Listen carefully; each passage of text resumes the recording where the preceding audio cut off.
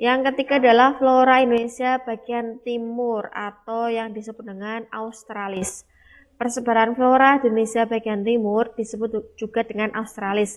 Hal ini dikarenakan persebaran flora di Indonesia bagian timur hampir sama dengan flora di benua Australia. Kalau Australis hampir mirip dengan Australia karena wilayahnya yang dekat dengan Australia. Kalau yang tadi yang pertama, Asiatis, hampir mirip dengan bagian Asia. Dan biasanya ada di Pulau Papua, Maluku, didominasi oleh hutan hujan tropis dan hutan pegunungan. Banyak ditemui tanaman seperti pohon sagu, pohon nipah, bakau, mangrove. Memiliki tanaman khas Australis. Tanaman Australis itu biasanya kayak gini nih, tinggi-tinggi. Dia tipenya adalah tipe pohon yang tinggi-tinggi. Mangrove, kalau ini contohnya bisa pakai saji atau kelapa-kelapaan. Kalau ini kelapa sawit, kayak salak ya nak. Oke, kesimpulannya adalah ada persebaran flora terbagi menjadi 3, Asiatis, Peralian, sama Australis.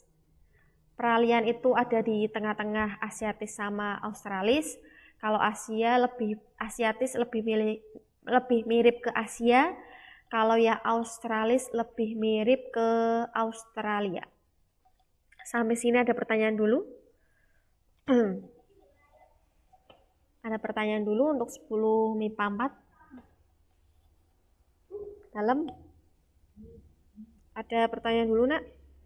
Buratanya bisa mengecek HP ya.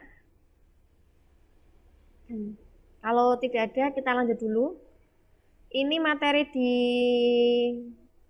SMP kelas berapa ya? Kelas 9 apa ya ini ya? Apa kelas 7?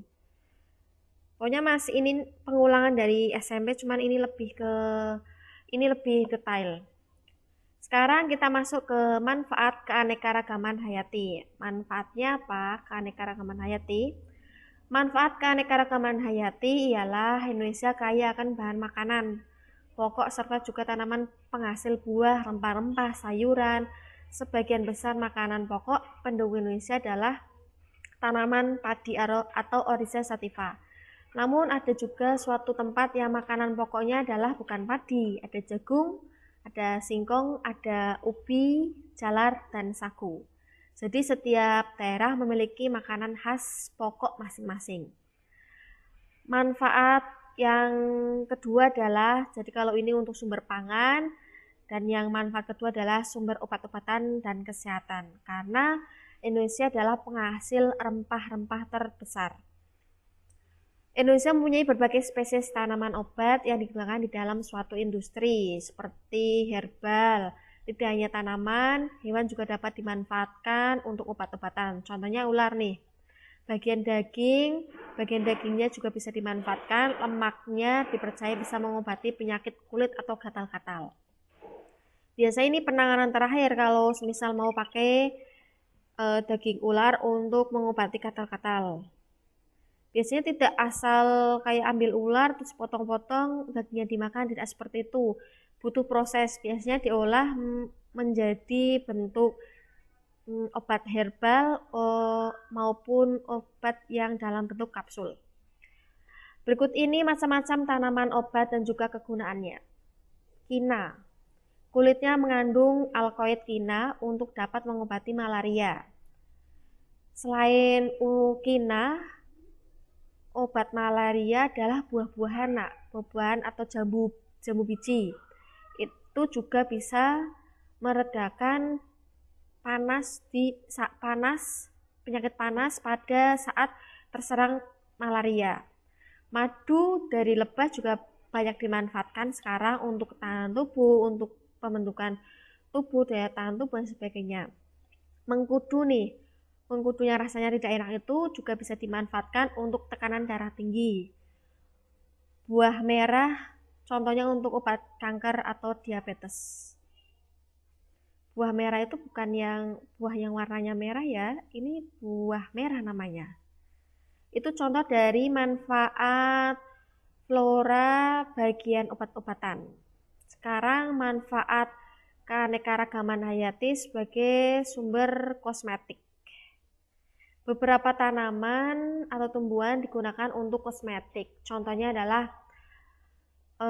pernah lihat urang-aring itu biasanya tanaman perdu atau tanaman liar, banyak ditemukan di depan rumah, dan ini masih banyak ditemukan di Buratan aja masih ada. Urang-aring ini biasa digunakan untuk mewarnai rambut biar rambutnya hitam atau pandan, atau juga untuk mempertebal rambut itu pakainya lidah buaya, minyak kelapa.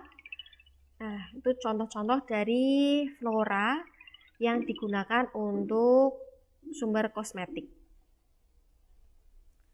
Lanjut, manfaat keanekaragaman hayati sebagai sumber sandang. Sandang adalah untuk pakaian. Beberapa hewan juga bisa dimanfaatkan untuk dapat membuat pakaian. Fauna juga bisa dibuat untuk pakaian atau sandang. Contohnya adalah kulit sapi bisa digunakan untuk sepatu, untuk tas, dompet, ulat sutra untuk bahan nanti dibuat jadi baju. Terus kulit dari beberapa hewan, bulu.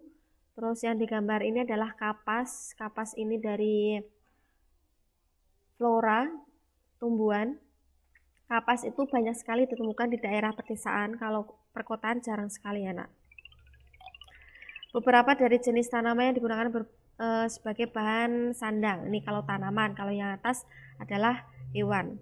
Rami, sisal, pisang hutan, kenaf, jut. Ini adalah nama-nama tanaman yang bisa digunakan untuk bahan sandang atau bahan pakaian.